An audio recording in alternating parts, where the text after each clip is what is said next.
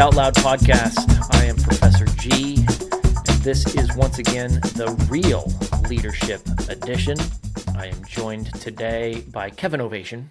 Welcome, Kev-Innovation. Glad to be here. Thank you. Today we are discussing leadership through the lens of the movie Three Amigos. Should we do the salute?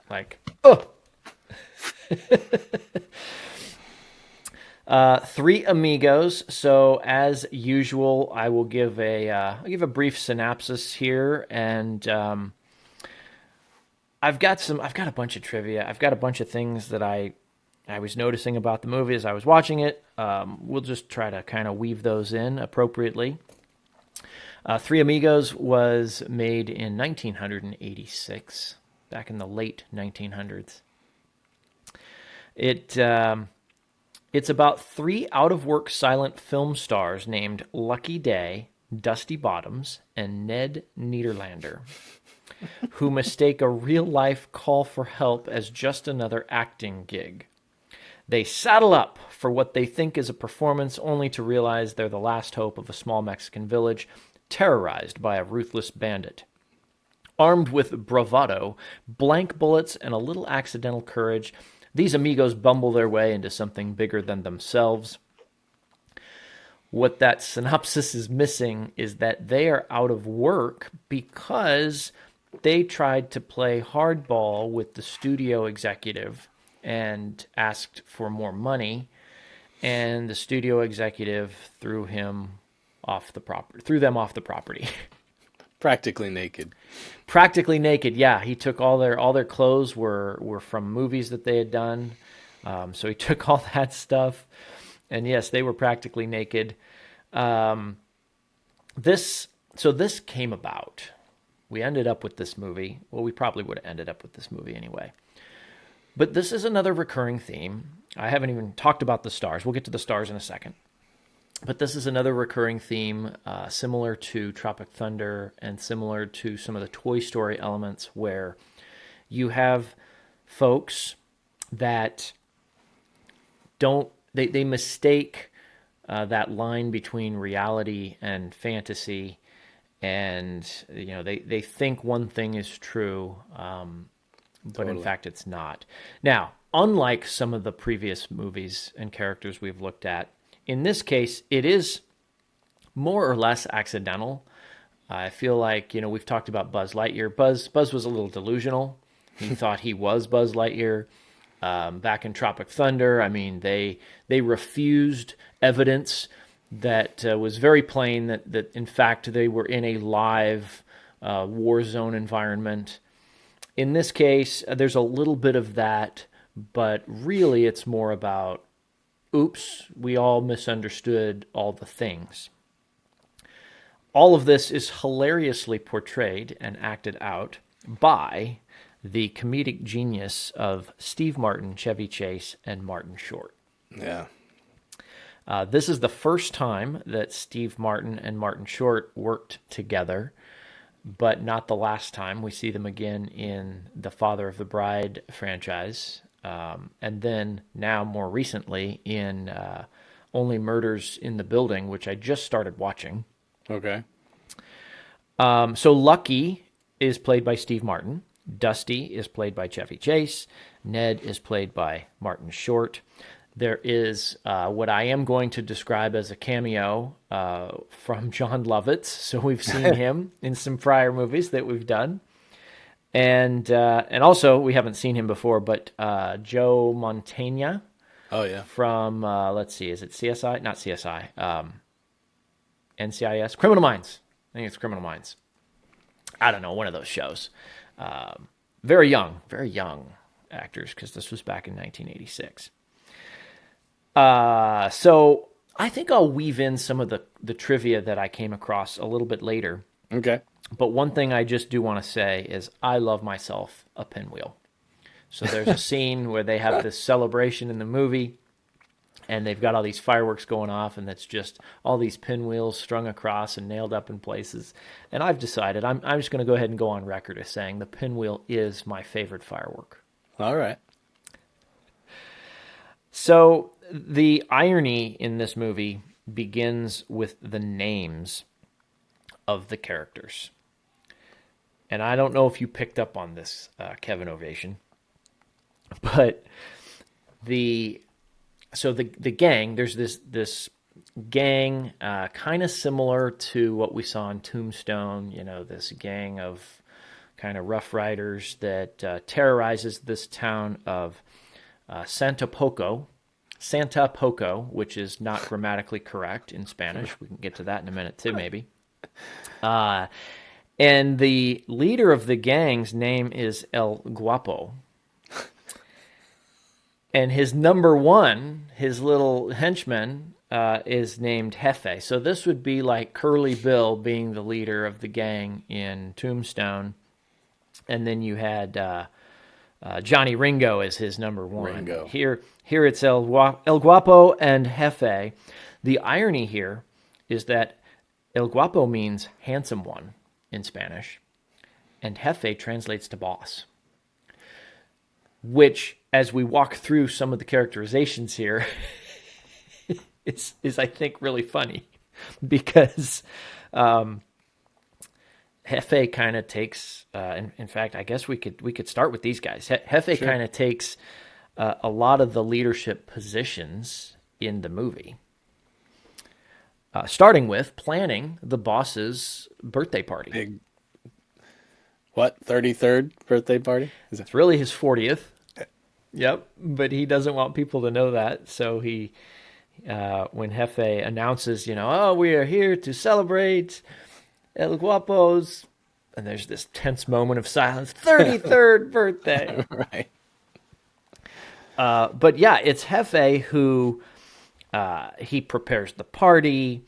He's the good soldier, but he also, so there's a moment where he's planning the birthday party, and he comes to El Guapo, and he says, I've got all these, I have a surprise for you. Yeah. And we have all these piñatas. I've gotten you so many piñatas.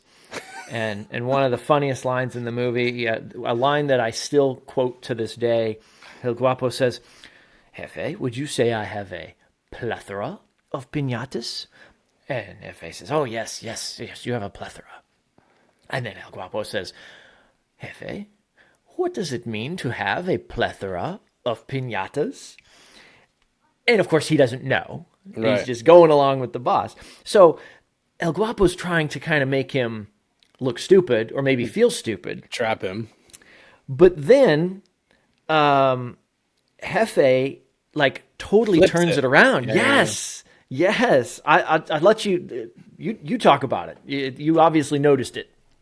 Yeah, no, he basically makes it a psychological analysis of his boss, and he's like, the reason you're bringing this all down on me is because you have some feelings that you haven't come to resolve yet, and then he names off multiple examples of what he's talking about, and there's a little bit of dialogue. I'm like, no, not that one, but yeah, now you're getting closer, and I do think it's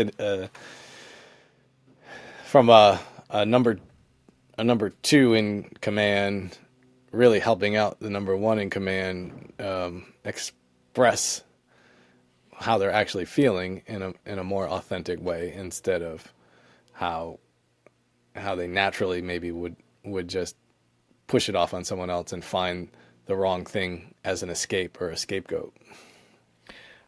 Well, and so the reason I noticed that at all is because I was taking some notes, and when that scene came about, and it's a scene that I remember just from a comedic perspective very well, but I'd never looked at it through kind of this leadership dynamic, this dynamic of the one in charge and the subordinate. Yeah. And so as he's kind of running through it, I'm like, he's trying to make him feel stupid. And I started to write down, next to Jefe's name, stupid ? But then there's that immediate moment where he flips it around, and I'm like, oh my gosh. And I'm going, wait, Jefe is boss, and he's the one flipping it around. He's basically now manhandling El Guapo Yep. and schooling him. And of course he's like, yeah, you're right. It is that. I think that is what's really bothering me.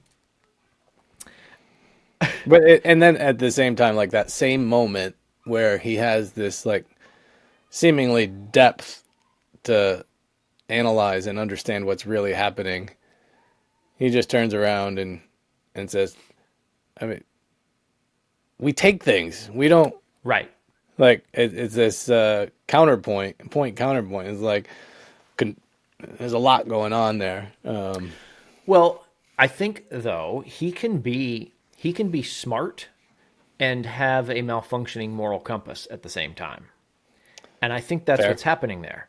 Because the smarts part comes in where, okay, he's intelligent enough to know this is what our gang does.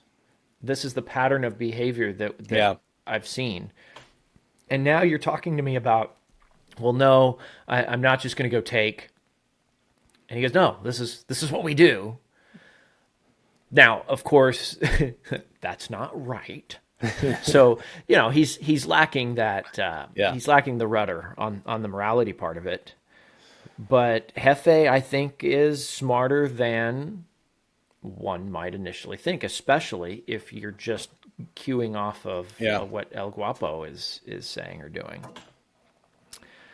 So another thing I noticed about Mr. Guapo, he there's this dichotomy with his character, and maybe it's a little bit of two-facedness. So he there's another scene that I quote frequently from a comedy perspective where Dusty, who's played by Chevy Chase, has now infiltrated the group of his men, of El Guapo's men, during the birthday party. And so El Guapo's saying, "Oh, all my men are so important to me. I know you all, and we've all had experiences." And he starts going one by one and going, "Ah, yes, we burned the village." And he gets to Chevy Chase, and he's like, "And you?" And he doesn't know his name because obviously he's not part of the gang. He's like, I think he calls himself Felipe. Felipe, we. And it goes on, we pruned the hedges, of many small villages. Right. And he goes, "Who the hell are you?" So as he's going through there, though, I'm like, okay, wow, what a great leadership example here. He knows all of his men by name. He remembers he was fighting side by side with them. So he may be, going back to Hefe. He's demonstrating or he's showing them what to do by means of demonstration. Until I remembered, like 2 scenes prior, when he went, "Hey, what's that guy's name up on the roof?" And Hefe goes, "Oh, that's Paco." And he shoots him with a rifle. Right. So he's really a man of deep appreciation for his people when it suits him. Yeah, I think that's a better way of saying it. I did notice, and I don't know much about, how real it's portrayed in the movies anyway, but like, I feel like in Tombstone it was similar, where the leaders of the gang would be out in front, and then the posse kind of comes behind on the rest of the horses. Is that just a Hollywood fiction, or was that kind of the norm of like, hey, I'm your leader, so I'll be out in front? Versus if you think of, I don't know, maybe most kind of like formal military training, if it's a scout position for a general to be out in front and there's no real damage, opportunity for them to be harmed, otherwise they come behind the lines and support from behind, right? That's really interesting. I don't know the answer to that. I know that kind of starting with probably the American Revolution, the way the British fought was very much, okay, well, we're going to be in a line first of all. Yeah. That's kind of silly. And I think there was a strategy starting even back then by the American revolutionaries to take out the ranking officers to try to create chaos within the ranks. And I think Right. that has carried on through history as well. But I wonder how much of that was in the Wild West, because that's essentially, I know the movie takes place in Mexico, but I mean, Right. it's set in a time where it was all the Wild West, gunslingers and whatnot. So I don't know. That's interesting. My guess, my hunch is it's probably movie magic, or Just just storytelling and ease storytelling. of. Yeah. But then again, I mean, we've seen in the characterization of some of these guys, like look at Curly Bill. I mean, we discussed it, was it last week? Whenever we did that show, a certain amount of arrogance. Right. Like, oh yeah, okay, I'm going to take out Wyatt Earp. He's just He's crazily coming through vulnerable the now. river. Here Yeah, it he's is. vulnerable, Yeah. so I have the upper hand, even though he ends up getting killed. So Yep. maybe that was their feeling. I mean, look, the whole gang just kind of like, before they know that the Three Amigos don't have any bullets in their guns, They just up and leave. they're just like, well, yeah, the gang does, but remember then the scene when they come back with El Yeah. Guapo, and they're just kind of like sitting on their horses watching them, like, what are these crazy guys doing? I think he might even say, what are these crazy gringos up to? Yeah. All right, we'll have to look that one up. Yeah. I mean, I was just thinking from a leadership perspective. It's not always about leading out in front, but when it matters, you should be there, I would argue. And it's a balance. You want to empower your people, and you want to not always have it be like, oh, you have to follow in my shadow every step. But it made me think, is it all fiction, or is that kind of more the norm in that kind of reality? I do think they portray this dynamic of El Guapo's clearly he's the administrative leader. Like, if you had an org chart of this group, he's at the top. Yeah. And I think he empowers those within the group just enough so that they can serve at his pleasure. As evidenced again by, like, Hefe's, he's clearly taken the lead and he's acting autonomously Right. to plan El Guapo's birthday party, right? So it's, well, as long as it's for me, just like with Paco, right? I know every guy by name when it's important for me to be able to have that conversation and show everybody what a great leader I am. Yep. But actually, in that scene, the reason he shoots him is because he's with the Germans, and he's buying guns from the two German guys, and so they hand him the gun so he can try it out. And so maybe at that point, his audience is the German guys. Right. He's trying to show them how powerful he is, and in that particular circumstance, that meant, who's this meaningless guy up on the roof? Yeah. Well, now that brings me to another question: is did he actually know his name and just pretended he didn't for the show of it to the Germans? I'm going to say, no, he didn't know his name. All right. And I'm going to further say that he didn't really know all the names of the guys in the scene where he's at the birthday party. If he had to keep going and Chevy Chase wasn't there, he would have run out of stories and names to tell. That's how we're going to tell the story. Fair enough. Let's go.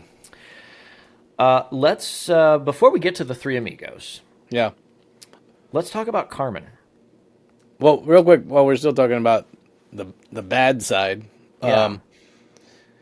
really interesting in the early part of the movie, we talk about people not really understanding the reality that they're in that movie. And it feels surreal to see Guapo doing this scene for photography. Like, you see this whole other side, like, that's how you're introduced to him as a character. Yes. Is like more like an artist and less a bandito or whatever the term would be. Yeah, I forgot about that. You're right. The first time, because his gang goes out to Santa Poco, Yeah. and the Three Amigos are there, and then the gang comes back and reports to him. And you're right. He's arranging this photo and taking a Yeah. picture. And of course, if you look at the photo and the faces of the people in it, they kind of look like they don't want to be there. So I'm actually not sure. I'd have to go back and look. Was he having them pose for a certain way, pose a certain way, so that he could take this artistic picture, or was he trying to put these people together and they were just like, oh my God, my life sucks, I can't believe I'm here, and maybe I'm here against my will? I I don't know. I interpreted it the first way, but I also maybe didn't have the nuance, and it just seemed like it was a conceived backdrop. It was in the middle of the open space. Like, it wasn't inside of an actual building, but they wanted it to look like it was like in the corner there. So I assumed that it was some kind of artistic pleasure. Is there a metaphor here that El Guapo is only interested in the appearance Yeah, I think there of him is. and the gang, Totally. which explains the behavior with the Germans, the behavior at the birthday party? And I think, we would go down this, like with the Three Amigos, they authentically think that this is all just for a show. They think they are there to collect a check. And you see their character kind of ring true for most of the movie, that that's their intent, right? Even though both sides are kind of living in this fantasy, it's in different ways, right? I mean, I guess the only way to know for sure is we need to call Steve Martin, Yeah. Lorne Michaels, and Randy Newman. Well, I was surprised to find out those were the three with the writing credits. Steve Martin didn't surprise me, and Lorne Michaels is not terribly surprising, though we don't typically associate him with writing movies. you're right. But Randy Newman, and we'll talk. I have some more trivia about him later. But that I was like, what? Okay, comedy writer, didn't know. Okay, let's segue over to Carmen, Sounds good. because now this allows us, from a storytelling perspective, to kind of bring us full circle back to the beginning. Because in the beginning of the movie, we see, okay, the town. We see we see the Three Amigos. They go and terminate their own careers. But we see Carmen. So Carmen is kind of she's the pretty girl from the village. She's got a son. I think that's her son. She's got a boy that's with her. I assumed it was her son. I guess they'd never really make that clear. But we see her go into a cantina or a it's basically a bar in Mexico. I forget what the name of it was, but the name translated into like the drunk tavern or something like that. Is that right? And she's asking for help. She wants people to come to her village to help save them from El Guapo and his gang, and everybody laughs her out of the room. Actually, one guy tries to abduct her, so she leaves. So I wanted to go to Carmen, though, because I think there's a leadership story to be told from her perspective. Yeah. She's the one who takes the initiative to go and try to save her village. She has this negative experience going to the cantina. Okay, can't find anybody. And then she walks out of there, and in the local church, they're playing a movie. And the movie is one of the silent films starring the Three Amigos. So she goes in, and this is where we've got that kind of Buzz Lightyear moment, I guess, or the Tropic Thunder moment. She goes in and sees the movie, doesn't distinguish the movie from reality, and says, Right. oh my gosh, look at these guys. They just went and saved that village. I think the credits roll, and it says, oh no, she looks at there's a truck out front. Right. And the truck that brought the film for viewing says Hollywood, California. So she sends a telegram to the Three Amigos to get them to come save her village. So, okay, good job masterminding a plan. Unfortunately, maybe she's just naive, or maybe she's got Buzz Lightyear syndrome, but doesn't realize that she's hiring actors. Yeah. But then that, of course, sets up the whole premise of the movie, where now the Three Amigos are going to come to Santa Poco, and they think it's an acting gig, and don't realize that, no, we're actually in danger. There's a couple of additional moments where I thought Carmen demonstrated some intelligence and some leadership. So the Three Amigos they're not the brightest. And there's a scene when they first get to town. Somebody asks Carmen, oh, which one do you like? And she says, the one that's not so smart. And the other woman goes, which one is that? Yeah, right. Fast forward, a couple of them get caught. Let's see, I think it's, Chevy Chase. Chevy Chase goes on like a zip line into where Carmen is being. So let me back up. Carmen gets abducted by El Guapo. And she's locked up in their headquarters somewhere. But one of the reasons why she gets abducted is because the Three Amigos realize that this is real life and head out of town as quickly as they can to save their own asses, leaving the whole village to get basically burned and destroyed and for her to be then taken, right?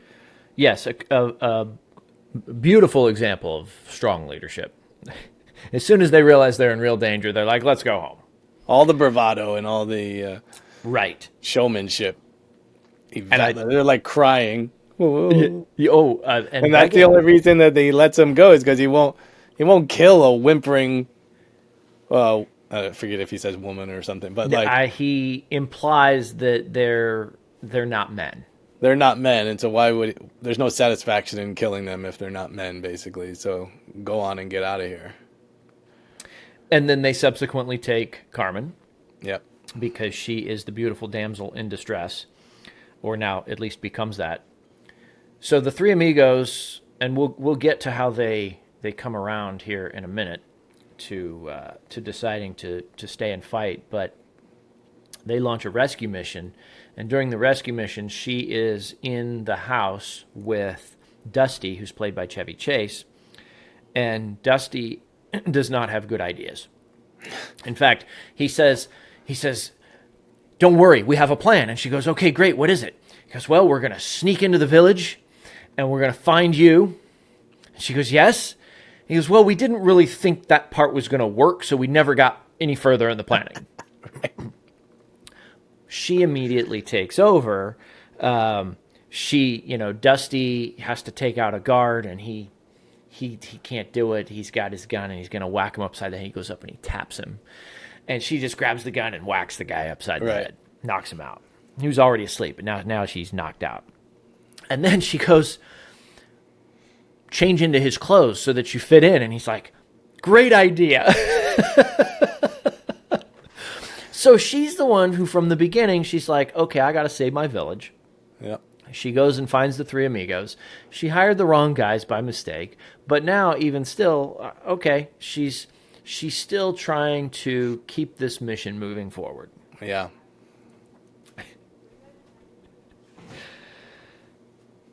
We can go to the Amigos now. All right. We've started talking a little bit about them. And I guess maybe we could probably go through them one at a time here. We're going to end up telling more of the story. But so Lucky is played by Steve Martin. He's kind of the de facto leader of the team. And he's such a good leader that he gets them all fired. That's really the first moment of leadership that we see him in. They go into the studio executive. The studio executive is pitching them on the next movie, and Steve Martin steps up and says, "That'll be the day." And then the other two guys kind of realize it's not going their way, and they're kind of trying to pull him back. Nope, I got this, and he gets them fired. Right. Great job. So I wrote down he leads them into unemployment.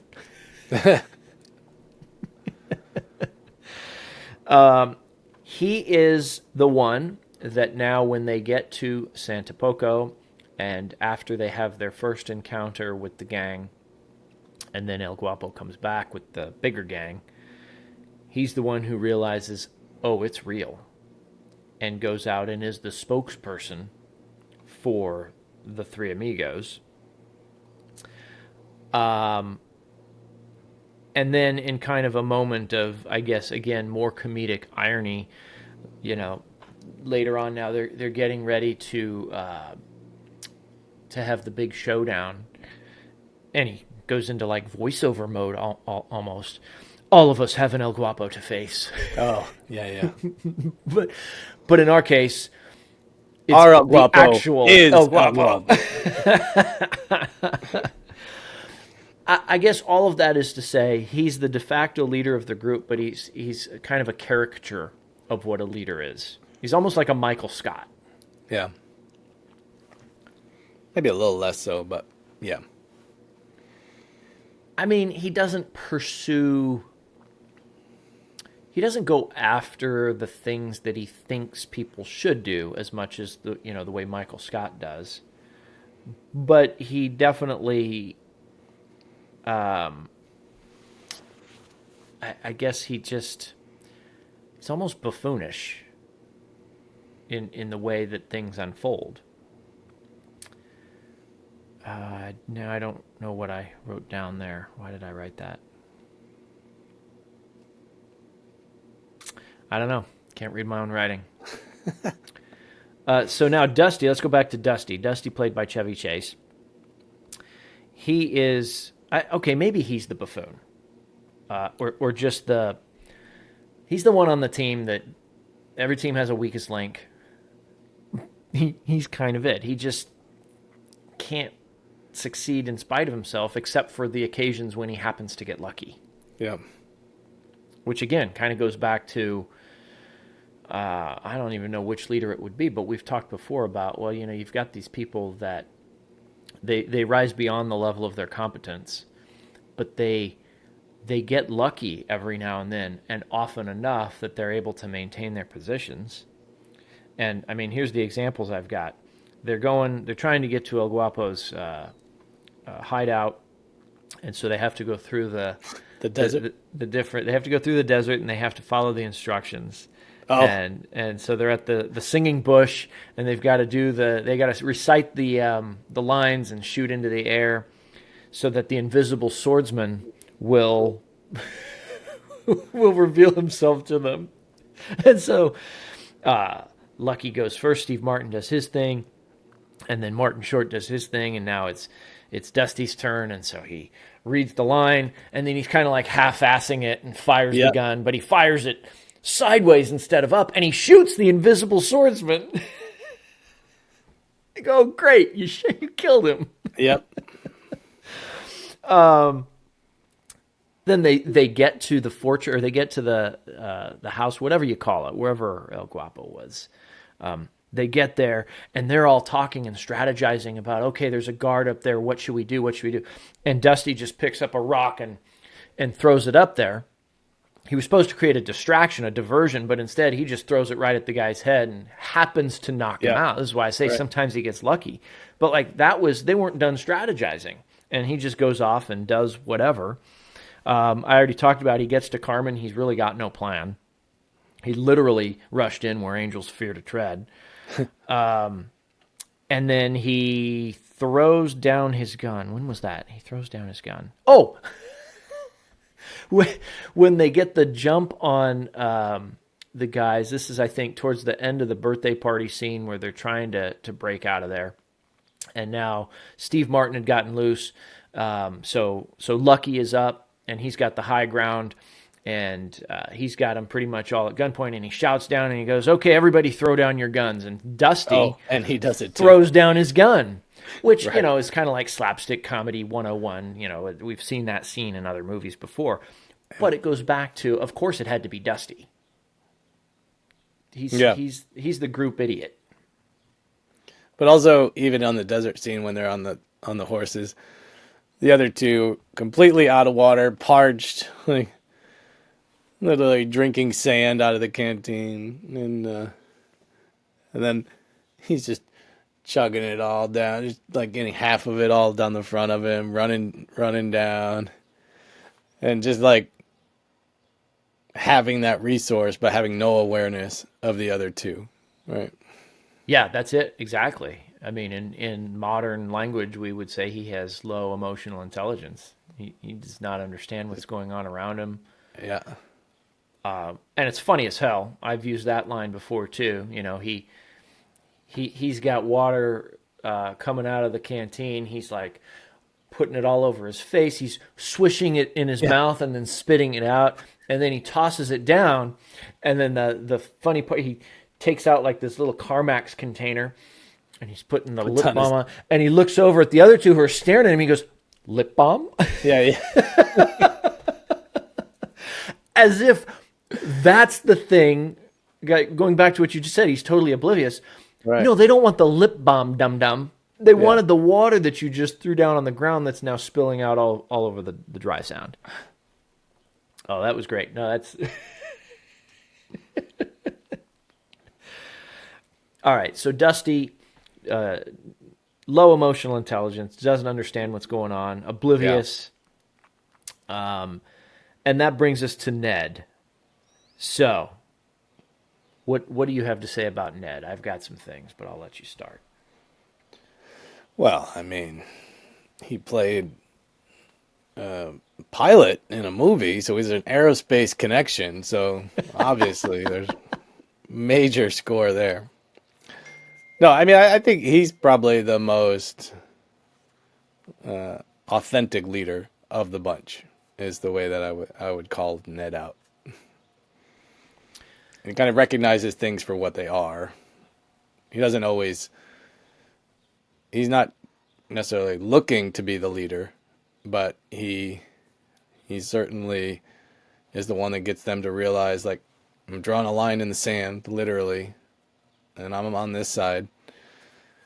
And he also is the one that, says, "Hey, follow the airplane." Isn't he the one that says, "Follow the airplane," and it'll take us After Dusty shoots the invisible swordsman, after, who's supposed to give him the directions or reveal the location of the hideout. right? Yeah, you're right. Ned's like, oh well, let's just follow the plane. He's going to lead us right to El Guapo. Yeah. So anyway, that's my quick take on Ned. I think you picked some of the perfect words, authentic being one of them, because he is the one, after they realize that, oh, those are real bullets these guys are using, this is not a performance. Dusty and Lucky are ready to hightail it home. They're discussing, okay, how fast can we get out of here? And Ned just kind of walks away from them. And he kind of brings up a good point. So, I mean, I don't know how much of this was, hey, he's going to stand up, and how much of it was just the realities of the situation. Because what he says is, what are we going home to? Yeah, we have no jobs. We have no anything. No job.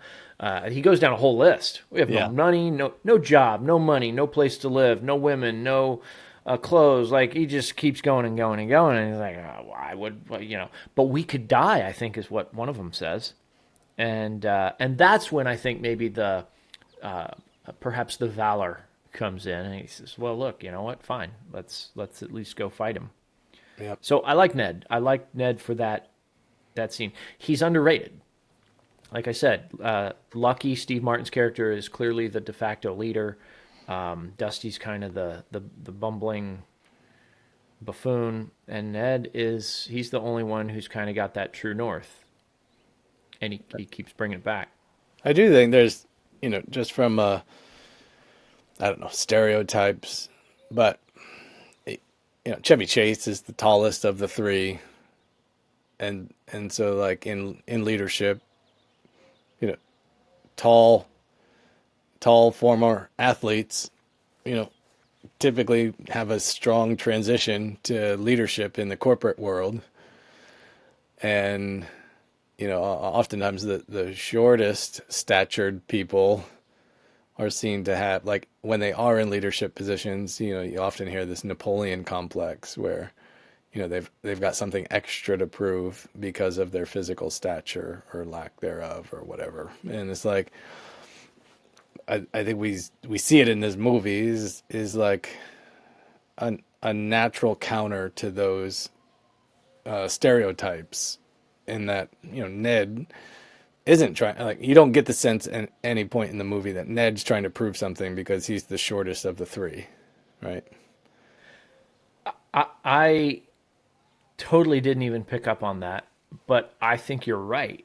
And look, if they named the leader of the gang El Guapo, meaning handsome one, and his number one, his number two guy Jefe, which means boss, Right. they're clearly having fun, poking fun at some of At these archetypes and norms. stereotypes. Yeah, yeah, totally. And so I think you're spot on with that. Yeah, Martin Short's the shortest one of the three.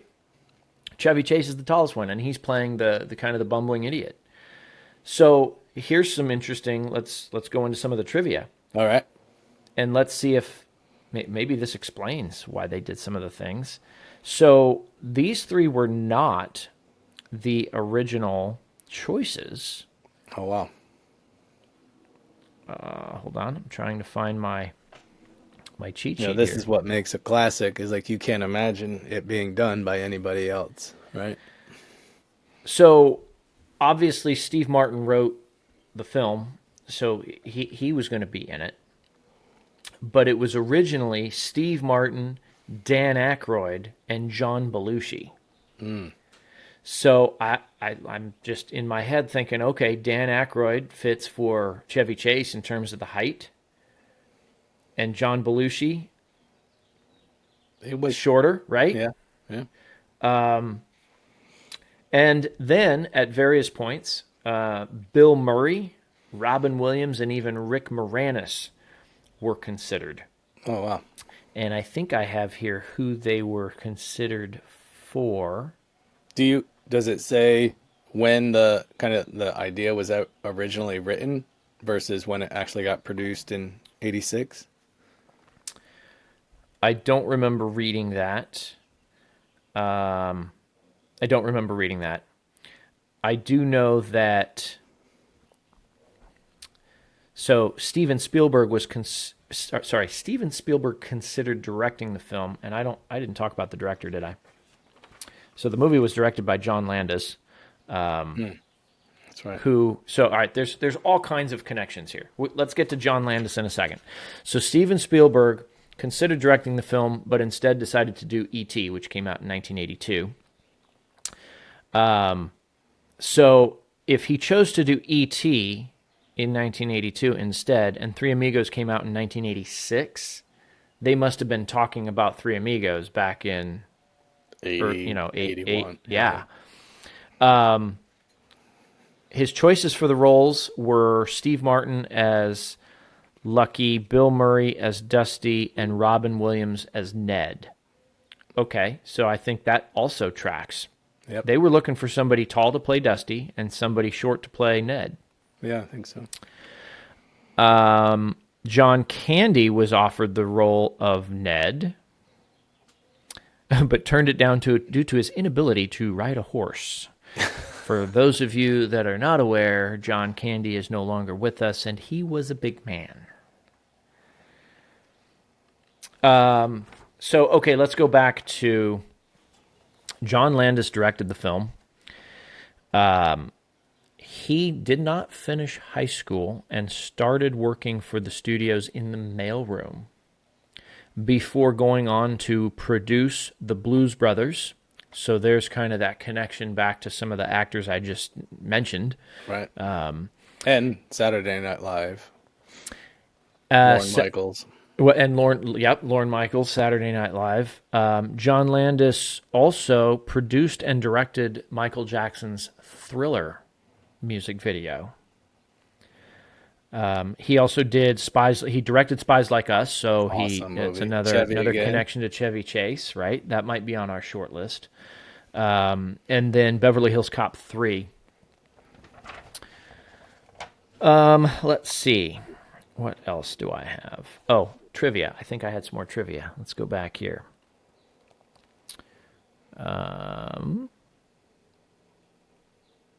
So Randy Newman he wrote all the songs. So all the songs that are sung by the actors, according to the credits anyway, the songs actually are being sung by them. They clearly had some post-production help on it. But I couldn't verify this for sure. That note that they hold in the one song is If 14 it seconds long. is that real? It's implied that it's real, but I can't confirm it. It was listed in one of these trivia items as, the three actors hold that note for 14 seconds. Okay, but wait, did they really, or you're just stating a fact that the note is That's how 14 long it is seconds in the movie. long? Yeah. So Steve Martin, if folks don't know about him, he actually used to work at Disneyland. He worked in the magic shop on Main Street.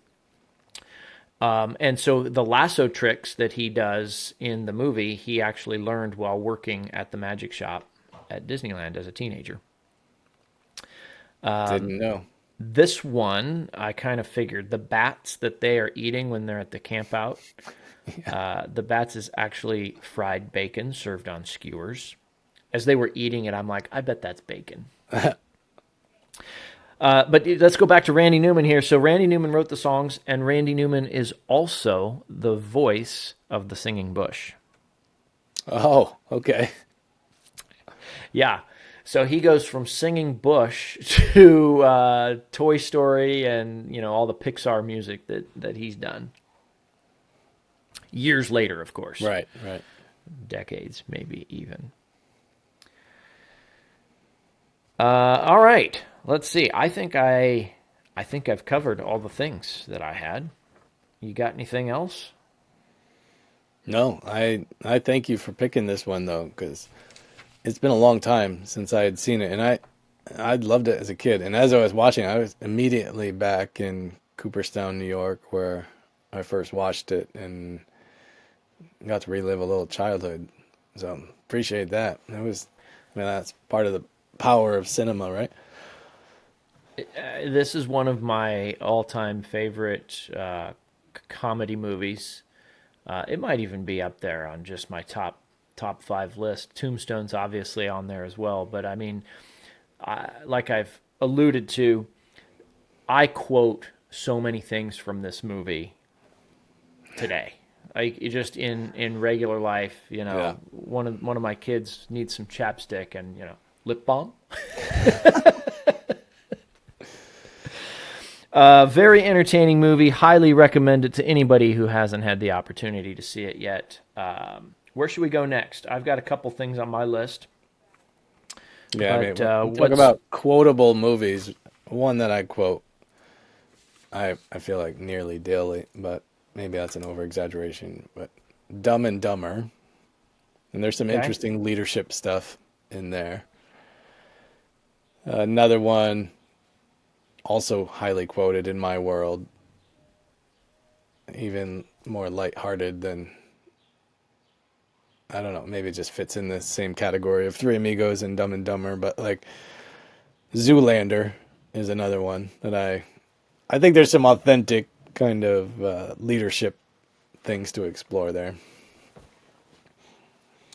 And let's see, Zoolander brings us back to what's his name from Ben Tropic Stiller. Thunder, right? Ben Stiller. Yeah. Yeah. Okay. I was thinking too, as I remembered, as I start watching Three Amigos, and I see John Lovitz in the credits, I'm like, oh my gosh, that's right, I forgot about that.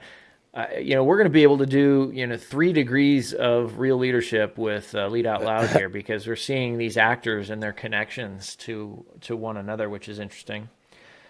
So Spies Like Us, Dumb and Dumber, Zoolander. We mentioned Spies Like Us a minute ago. Yep. I've also put Spaceballs on the list.